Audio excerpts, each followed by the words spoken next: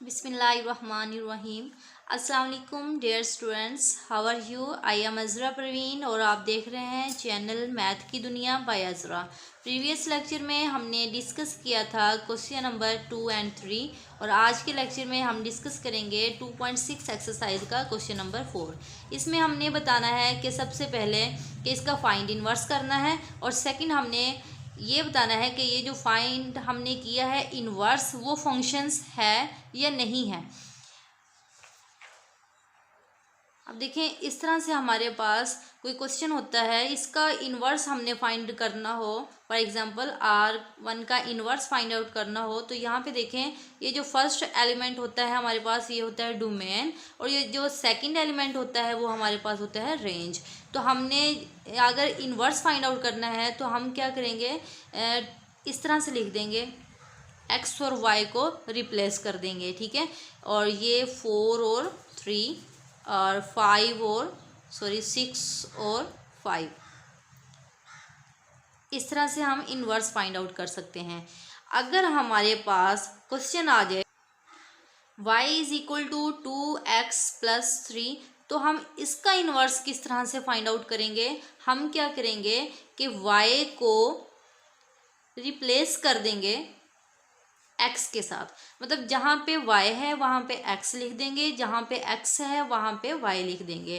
तो यहाँ पे लिख दिया x और 2, यहाँ पे x है तो यहाँ पे लिख देंगे y प्लस 3। तो जी तो स्टूडेंट्स, अब यहाँ पे 3 प्लस हो रहा है, यहाँ पे इस साइड पे आएगा तो x माइनस हो जाएगा 3 और यहाँ पे हो जाएगा 2y और यहाँ पे 2 मल्टीप्लाई हो रहा है, इस साइड पे जाएगा तो ये 2 डिवाइड हो जाएगा। x minus 3/2 is equal to y। तो ये है हमारे पास इनवर्स। अगर इस तरह से क्वेश्चन आ जाए तो फिर हमने इस तरह से फाइंड आउट करना है इनवर्स। ये हमारे पास है क्वेश्चन नंबर 1 और जिसको हमने लेट किया है कि ये है R1 के इक्वल।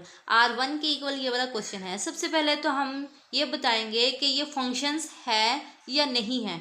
अब देखिए, फंक्शंस मैंने डेफिनेशन बताई थी अपने प्रीवियस लेक्चर में भी कि फंक्शंस वो होता है कि जिसकी वैल्यूज़ यूनिक हो, ठीक है। और अगर हम मैपिंग करवाएं तो डोमेन के अंदर से एक ही लाइन गुजरे और 2 लाइनें ना गुजरे तो उसको हम कहते हैं फंक्शंस, ठीक है। अब देखें, फर्स्ट जो हमारे पास डिजिट है ये है हमारे पास डोमेन है। अब इसमें से देखें जो फर्स्ट एलिमेंट है क्या वो रिपीट हो रहा है?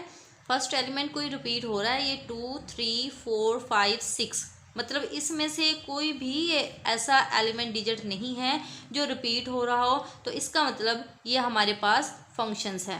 नेक्स्ट हम लेते हैं इसका इन्वर्स। इन्वर्स किस तरह से फाइंड आउट करेंगे? जो डोमेन है वो रेंज बन जाएगी, जो रेंज है वो हमारे पास डोमेन बन जाएगी। 2 1 है तो ये हो जाएगा 1 और 2, इसी तरह से 3 2 है तो 2 3 हो जाएगा और देन ये भी 3 4 4 और 5 5 और 6, इस तरह से हमारे पास इन्वर्स आ जाएगा। जी तो स्टूडेंट्स, अब देखें क्या ये चीज़ हमारे पास डोमेन, अब इसमें क्या है, फर्स्ट एलिमेंट डोमेन है। अब देखें डोमेन के अंदर क्या कोई भी ऐसा डिजिट है जो हमारे पास रिपीट हो रहा है? 1 2 3 4 5 नहीं है। इसका मतलब ये यूनिक वैल्यूज़ है। फंक्शन जो है, जो फंक्शंस है वो यूनिक होना चाहिए, कोई भी डिजिट रिपीट नहीं होना चाहिए। तो ये हमारे पास कोई भी डिजिट रिपीट नहीं हो रहा है इसमें से, तो इसलिए हम कह सकते हैं कि जो हमने इन्वर्स लिया है वो भी हमारे पास फंक्शंस है। इस तरह से सेकंड क्वेश्चन है, सेम इसी तरह से ही हमने करना है। सबसे पहले तो मैंने ये लेट कर लिया है कि R2 है, किसी भी चीज़ के हम लेट कर सकते हैं, तो ये क्वेश्चन मैंने लिख लिया है। अब इसमें देखें क्या ये फंक्शंस है या नहीं है। वही चीज़ के यूनिक होनी चाहिए वैल्यूज़, फंक्शन की डेफिनेशन यही है। और यहाँ पे देखें कोई भी डिजिट हमारे पास रिपीट नहीं हो रहा, इसका मतलब ये फंक्शन है, इट्स अ फंक्शंस, ठीक है। अब इसका इन्वर्स लेते हैं। इन्वर्स किस तरह से लेंगे हम? इन्वर्स जैसे ये फाइंड आउट किया था, 1 3 है तो 3 1 हो जाएगा। ये हमने ले लिया है इन्वर्स तो अब देखें यहाँ पे कोई भी जो फर्स्ट एलिमेंट है डोमेन जो है हमारे पास वो रिपीट हो रही है, मतलब कोई भी डिजिट एक दफ़ा आ रहा है, दो दफ़ा नहीं आ रहा, या दो से ज़्यादा दफ़ा भी नहीं आ रहा, ठीक है। तो 5, 7, 9, 11 मतलब कोई भी ऐसा डिजिट नहीं है जो रिपीट हो रहा है। तो इसका मतलब क्या हुआ कि ये हमारे पास इनवर्स जो है वो फंक्शन है। नेक्स्ट क्वेश्चन है क्वेश्चन नंबर 3। क्वेश्चन नंबर 3 है x, y such that y is equal to 2x plus 3 और x बिलोंग करता है रियल नंबर्स में से। लेट कर लिया है कि ये हमारे पास R3 है। तो सबसे पहले तो ये देखें क्या ये फंक्शन है या नहीं है। हम किस तरह से चेक करेंगे फंक्शंस है या नहीं है। ये हमारे पास y की वैल्यूज़ है 2x प्लस 3 जो कि गिवन है। अब देखें इसमें y इज़ इक्वल टू 2, अगर मैं x की जगह पे 1 पुट करूँ तो प्लस 3, 2 1 ज़ा 2 प्लस 3, तो आंसर हमारे पास आता है 5, ठीक है। अब देखिए 5 जो है वो एक ही सूरत में आ सकता है जब हम x की वैल्यूज़ 1 लेंगे। अगर हम 2 लेंगे तो 5 कभी भी नहीं आएगा आंसर। इसी तरह से y is equal to x की वैल्यूज़ हम ले लेते हैं 0 प्लस 3 और ये 2 0 से मल्टीप्लाई करें तो 0 प्लस 3 आंसर आता है 3। मतलब ये कि 0 ही पुट करेंगे x की जगह पे तो हमारे पास आंसर 3 आएगा, अदरवाइज़ किसी भी सूरत में 3 आंसर नहीं आएगा। और फंक्शंस की डेफिनेशन भी यही थी कि हम जो भी वैल्यूज़ लें वो यूनिक होनी चाहिए, मतलब एक ही डिजिट लेंगे तो वो आंसर आना चाहिए, और किसी और चीज़ में पुट करें, कोई और वैल्यूज़ पुट करें तो वही आंसर नहीं होना चाहिए, मतलब यूनिक होनी चाहिए वैल्यूज़। यही हमारे पास फंक्शंस की डेफिनेशन थी। तो अब हम कह सकते हैं जो हमारे पास गिवन डेटा जो है वो हमारे पास फंक्शन है। आर इनवर्स हम किस तरह से लेंगे कि जहाँ पे y है वहाँ पे x लिख देंगे, रिप्लेस कर देंगे, x लिख देंगे, और जहाँ पे x है वहाँ पे y लिख देंगे, 2y प्लस 3। और इसी तरह से यहाँ पे प्लस हो रहा है, इधर जाके ये माइनस हो जाएगा 3, -3 इज इक्वल टू 2y, और यहाँ पे 2 मल्टीप्लाई हो रहा है, इस साइड पे जाके डिवाइड हो जाएगा, x माइनस 3 ओवर 2। ये हमारे पास आ गया है इनवर्स। तो हम यहाँ पे लिख देंगे कि y is equal to x minus 3 over 2। ये हमारे पास है इनवर्स, और x belong to real numbers. अब इसको बताना है कि इनवर्स हमारे पास फंक्शन है या नहीं है। अब देखें फंक्शन जो कि यूनिक वैल्यूज़ होनी चाहिए। स्टूडेंट्स ये सारा कुछ मैं आप लोगों को समझाने के लिए कर रही हूँ, ये आप लोगों ने क्वेश्चन के अंदर नहीं लिखना। क्वेश्चन में जस्ट आप लोगों ने फंक्शन है या नहीं है सिर्फ यही बताना है, ठीक है। ये जस्ट रफली तौर पे हम यूज़ कर रहे हैं। इसके बाद अब देखिए यहाँ पे अगर मैं x की जगह पे 3 पुट करती हूँ इस जगह पे, ठीक है, 3 minus 3 over 2 is equal to y। तो 3 माइनस 3 ये कैंसिल हो गया है, 0 ओवर 2 हो गया है, तो आंसर हमारे पास आ गया है 0। अब देखें ये हमारे पास यूनिक वैल्यूज़ है 3, हम x की जगह पे 3 पुट करेंगे तो हमारे पास यहाँ से कट के 0 ओवर 2 आएगा और आंसर हमारे पास 0 आएगा। और इसके अलावा हम कोई भी एलिमेंट नहीं ले सकते जो कि हमारे पास 0 आंसर दे रहा हो, ठीक है। तो ये हमारे पास यूनिक वैल्यू आ रही है, तो इसका मतलब ये क्या है, it's a function, it's a function.